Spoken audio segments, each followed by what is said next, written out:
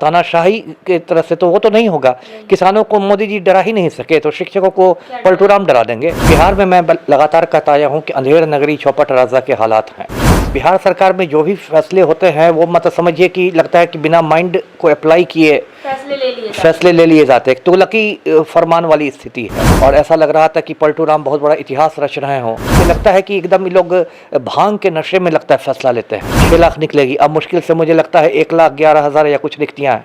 तीनों तरह के शिक्षकों को मिला दे तो जो प्राथमिक शिक्षक हैं, माध्यमिक शिक्षक हैं और उच्च माध्यमिक हैं, प्राइमरी, सेकेंडरी और हायर सेकेंडरी, तीनों को मिला के आपका 1.25 लाख तक आपकी रिक्तियाँ जा रही हैं। 17 साल पढ़ाने के बाद आप कहते हैं कि परीक्षा दीजिए तब आपको राज्यकर्मी का दर्जा मिलेगा। ये कि 4 बार में स्टेट की परीक्षा कभी वो रद्द हुई, कभी फिर से हुई, दोबारा हुई, तो आपने इसको मजाक बना दिया, एक बाधा दौड़ बना दिया है। तो वो मतलब एक तरह से चुनावी लॉलीपॉप है, क्योंकि 11 महीने बाद लोकसभा चुनाव है। बिहार से 40 सीटें हैं, पलटूराम को ज़्यादा से ज़्यादा सीटें चाहिए। तो इनको ऐसा एक दिखाना है कि हाँ देखिए हम लोग एकदम मोर्चे पर तैनात हैं, बहुत तेज़ी से कार्रवाई हो रही है। देखिए सब कुछ नहीं होना है। ऑलरेडी शिक्षकों ने आंदोलन शुरू कर दिया है, जबकि उसके पहले राज्य सरकार ने एक मतलब इनको डराने धमकाने के लिए भी एक चिट्ठी भी जारी की है। वो चिट्ठी भी सोशल मीडिया पर काफ़ी वायरल हो रही है। जो अपर मुख्य सचिव हैं श्री दीपक कुमार सिंह, उन्होंने एक चिट्ठी जारी की सरकार की ओर से कि कोई भी नियोजित शिक्षक यदि आंदोलन में भाग लेता है तो उस पर कार्रवाई होगी, दंड दिया जाएगा, अनुशासन की कार्रवाई होगी। तो सरकार ने मतलब इसकी भी धमकी की व्यवस्था भी कर ली है।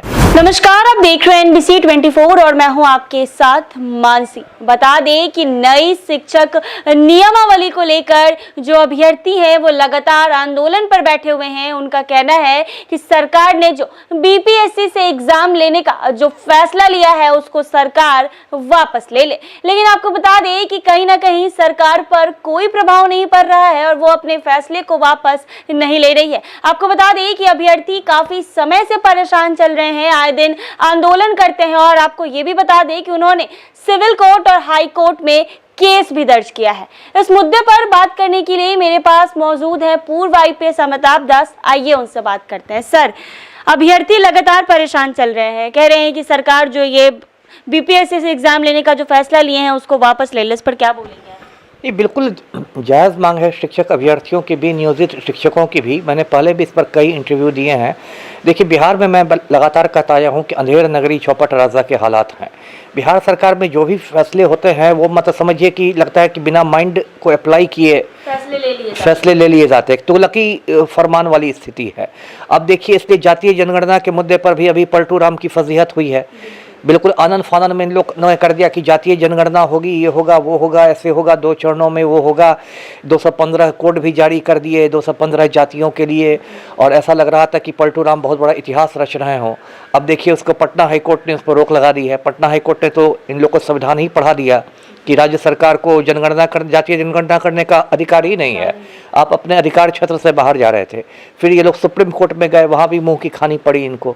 अब देखिए 3 जुलाई को क्या होता है, लेकिन फिलहाल तो रोक लग गई है ना।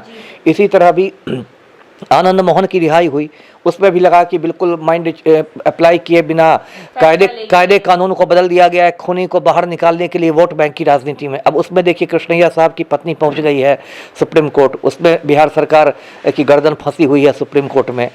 तो जितने भी फैसले हो रहे हैं बिहार सरकार में लगता है कि एकदम ये लोग भांग के नशे में लगता है फैसला लेते हैं। तो वही हाल है शिक्षक नियमावली का है। देखिए शिक्षक नियमावली में इतनी सारी गड़बड़ियाँ, हमें कितने को गिनाऊं।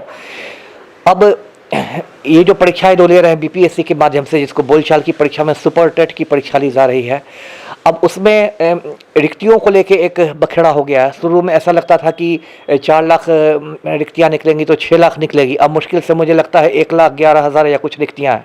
तीनों तरह के शिक्षकों को मिला दे तो जो प्राथमिक शिक्षक हैं, माध्यमिक शिक्षक हैं और उच्च माध्यमिक हैं, प्राइमरी, सेकेंडरी और हायर सेकेंडरी, तीनों को मिला के आपका 1.25 लाख तक आपकी रिक्तियाँ जा रही हैं। फिर नियोजित शिक्षकों की बात भी जायज़ है। कोई कह रहा है कि मैं 16 साल से पढ़ा रहा हूँ, मैं 17 साल से पढ़ा रहा हूँ। अब 17 साल पढ़ाने के बाद आप कहते हैं कि ये परीक्षा दीजिए तब आपको राज्यकर्मी का दर्जा मिलेगा। उनका ये कहना है कि यदि कोई 17 साल पुराना IAS पदाधिकारी है, आज उसकी परीक्षा ली जाए तो क्या जरूरी है वो उसमें सफल हो जाए? एक समय तो पढ़ाई का समय होता है ना। आप ज़्यादा से ज़्यादा बीच में दक्षता परीक्षा ले सकते हैं, विभागीय परीक्षा ले सकते हैं, बार बार एग्जाम लेने का कोई तरीका नहीं है। और मान लीजिए जिन लोगों ने स्टेट किया है, ऐसी ऐसी बात आई है कि 4-4 बार में स्टेट की परीक्षा कभी वो रद्द हुई, कभी फिर से हुई, दोबारा हुई। तो आपने इसको मजाक बना दिया, एक बाधा दौड़ बना दिया है। दूसरी बात ये भी सभी समझ रहे हैं कि अभी जो ये अचानक सरकार इस शिक्षक वाले मुद्दे पर सक्रिय हुई है, तो वो मतलब एक तरह से चुनावी लॉलीपॉप है, क्योंकि 11 महीने बाद लोकसभा चुनाव हैं, बिहार से 40 सीटें हैं, पलटू राम को ज़्यादा से ज़्यादा सीटें चाहिए। तो इनको ऐसा एक दिखाना है कि हाँ देखिए हम लोग एकदम मोर्चे पर तैनात हैं, बहुत तेज़ी से कार्रवाई हो रही है। देखिए सब कुछ नहीं होना है। ऑलरेडी शिक्षकों ने आंदोलन शुरू कर दिया है, जबकि उसके पहले राज्य सरकार ने एक मतलब इनको डराने धमकाने के लिए भी एक चिट्ठी भी जारी की है। वो चिट्ठी भी सोशल मीडिया पर काफ़ी वायरल हो रही है। जो अपर मुख्य सचिव हैं श्री दीपक कुमार सिंह, उन्होंने एक चिट्ठी जारी की सरकार की ओर से कि कोई भी नियोजित शिक्षक यदि आंदोलन में भाग लेता है तो उस पर कार्रवाई होगी, दंड दिया जाएगा, अनुशासन की कार्रवाई होगी। तो सरकार ने मतलब इसकी भी धमकी की व्यवस्था भी कर ली है। लेकिन धमकाने से लोग थोड़े धमकेंगे। ये बिहार है, भारत का हिस्सा है, भारत को दुनिया का सबसे बड़ा जनतंत्र कहते हैं। आप यहाँ उत्तरी कोरिया की तरह आप करना चाहिएगा, तानाशाही की तरह से, तो वो तो नहीं होगा। किसानों को मोदी जी डरा ही नहीं सके, तो शिक्षकों को पलटू राम डरा देंगे।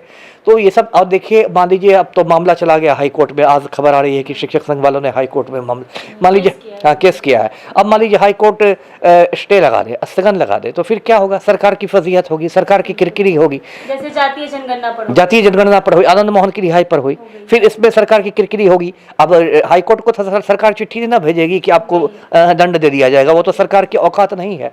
तो देखिए बिल्कुल इन लोगों ने मतलब इसको सबको मजाक बना रखा है।